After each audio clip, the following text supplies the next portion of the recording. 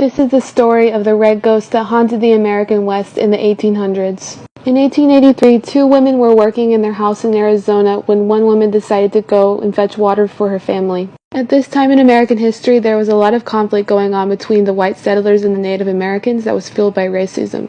And for this reason, women especially were afraid to even leave the house by themselves for fear that they would be attacked by Native Americans. Not long after the first woman left the house, the other woman heard a scream. And when she looked out the window, she said she saw a red beast 30 feet tall that was ridden by a demon. The other woman decided to barricade herself and her children inside the house until the men came home. When the men came home, they went to look for the woman and found her trampled to death. The men said next to the woman's body were hoof tracks twice the size of horses and red hair clinging to the trees around her. Over the next few months, miners and prospectors all over the area were making reports that they saw a giant red beast ridden by what looked like a ghost. One man claimed that when he tried to chase the beast, it vanished into thin air, and another one claimed he watched it kill and devour a grizzly bear.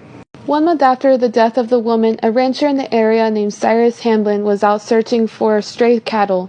1 month after the death of the woman, a rancher in the area named Cyrus Hamblin was out searching for stray cattle when he saw a giant reddish animal in the distance.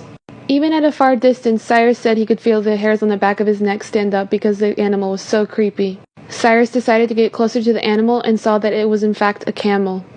Cyrus had read stories about this in places like Egypt, but he never expected to see a camel in the United States.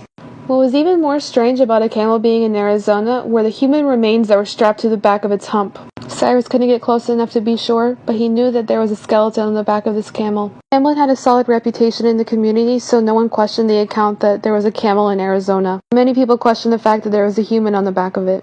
That is, until a few weeks after Hamlin saw the camel, another group of prospectors saw it. The group of men started firing away, but the camel managed to escape. As the men were chasing the camel, a human skull rolled off its back, thus proving that a dead human and the camel were wandering around the desert for months. There's many speculations about why the human was on top of the camel in the first place. During this time, the U.S. Army imported many camels from the Middle East to be used by soldiers. So some speculated that a camel-shy soldier was forcibly strapped to the top of it by his commander. And others thought it was a man stranded in the desert that thought if he strapped himself to the top of the camel would take him to water. But I think it was a ghost and camel team that were terrorizing settlers in the American West. What do you think?